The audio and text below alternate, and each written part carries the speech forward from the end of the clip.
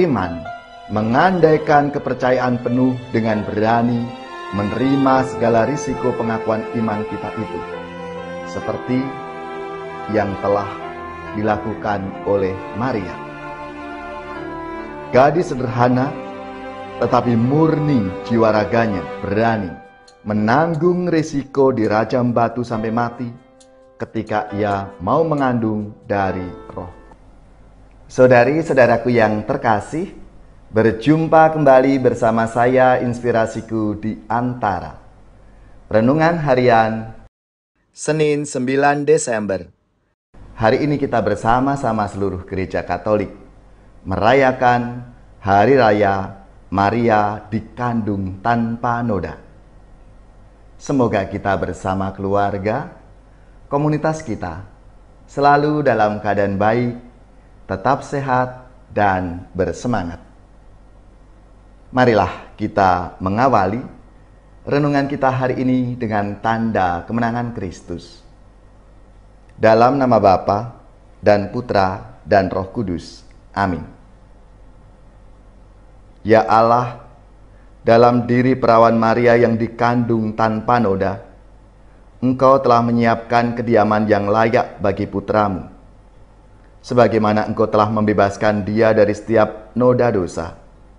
Semoga berkat doanya, Engkau pun memperkenankan kami sampai kepadamu dalam keadaan suci murni. Dengan pengantaraan Yesus Kristus Putramu Tuhan kami, yang bersama dengan Dikau dalam persatuan Roh Kudus, hidup dan berkuasa Allah sepanjang segala masa. Amin. Dalam nama Bapa dan Putra dan Roh Kudus. Amin.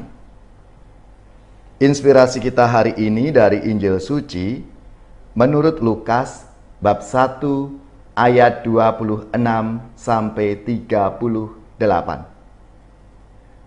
Marilah kita siapkan kitab suci kita masing-masing. Kita akan membaca bersama-sama lalu merenungkannya. Dalam bulan yang ke-6, Allah mengutus malaikat Gabriel ke sebuah kota di Galilea bernama Nazaret kepada seorang perawan yang bertunangan dengan seorang bernama Yusuf dari keluarga Daud. Nama perawan itu Maria. Ketika masuk ke rumah Maria, malaikat itu berkata, "Salam, hai engkau yang dikaruniai, Tuhan menyertai engkau." Maria terkejut mendengar perkataan itu, lalu bertanya dalam hatinya, "Apakah arti salam itu?" Kata malaikat itu kepadanya, "Jangan takut, hai Maria, sebab engkau beroleh kasih karunia di hadapan Allah. Sesungguhnya engkau akan mengandung dan akan melahirkan seorang anak laki-laki, dan hendaklah engkau menamai dia Yesus. Ia akan menjadi besar dan akan disebut Anak Allah yang Maha Tinggi. Dan Tuhan Allah akan mengaruniakan kepadanya tahta Daud bapa leluhurnya. Ia akan menjadi raja atas kaum keturunan Yakub sampai selama-lamanya, dan kerajaannya tidak akan berkesudahan." Kata Maria kepada malaikat itu, "Bagaimana hal itu mungkin terjadi karena aku tidak bersuami?" Jawab malaikat itu kepadanya, "Roh Kudus akan turun atasmu, dan kuasa Allah yang Maha Tinggi akan menaungi engkau.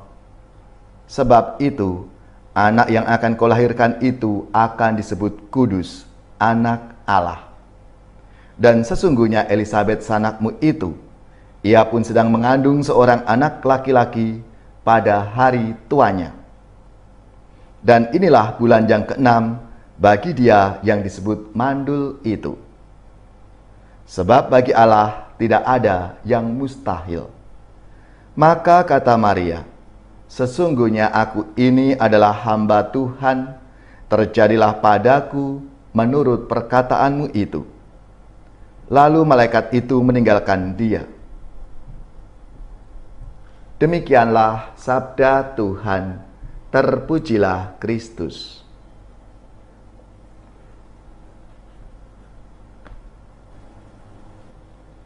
Saudari-saudaraku yang terkasih, Hari Raya Maria dikandung tanpa noda asal ditetapkan sebagai dogma oleh Paus Pius ke-9 pada tanggal 8 Desember 1854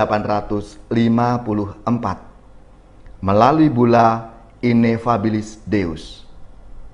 4 tahun kemudian, tepatnya tanggal 25 Maret 1858, Bunda Maria menampakkan diri kepada Santa Bernadette Soubirous di Lourdes dan memperkenalkan diri sebagai Aku yang dikandung tanpa noda.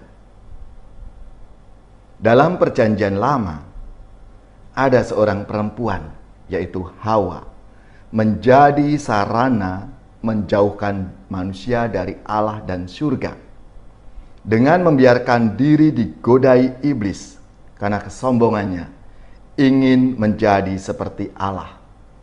Sebaliknya, dalam Perjanjian Baru juga ada sosok perempuan, yaitu Maria, yang menjadi sarana penyatu kembali manusia dengan Allah dan surga.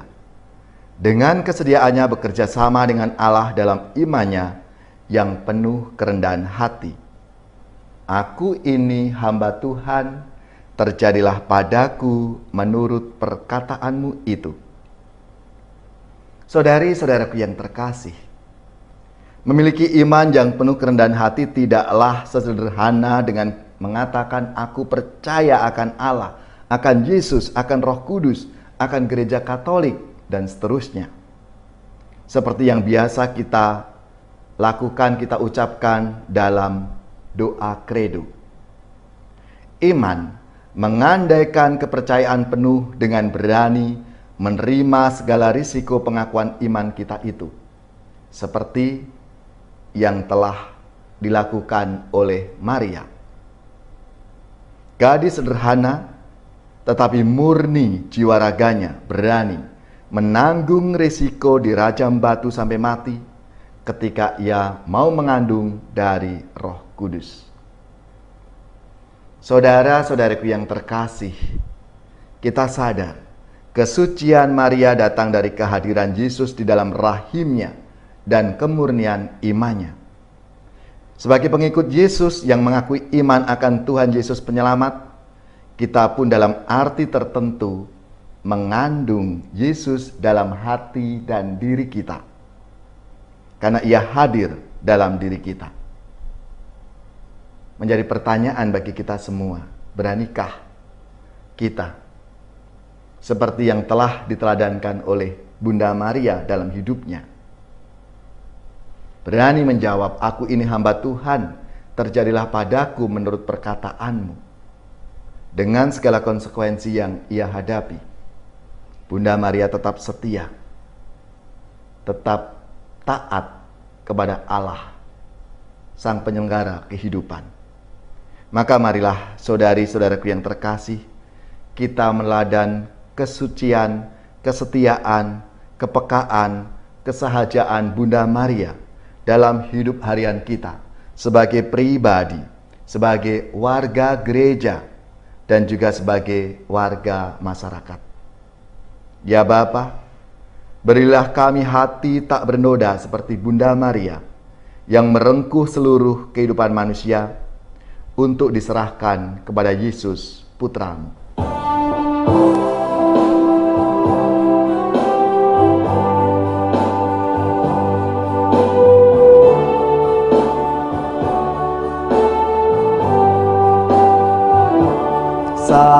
Salam Maria, rahmat Tuhan sertamu, Bunda Yesus Kristus. Doakanlah kami. Salam Maria, Engkau Bunda Gereja,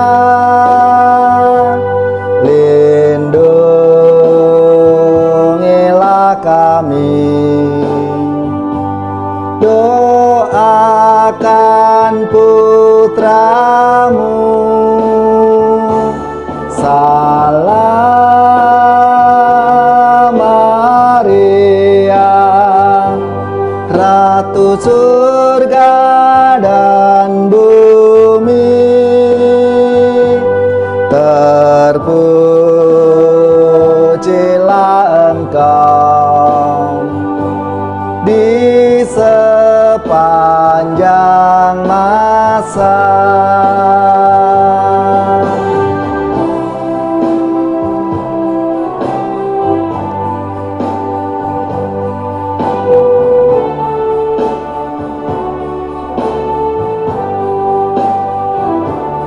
Salam Maria, rahmat Tuhan sertamu, Bunda Yesus Kristus, doakanlah kami. Salam Maria, Engkau Bunda Gereja, lindungilah kami. Doakan putramu, Salam Maria, Ratu surga dan bumi, terpujilah Engkau di sepanjang masa.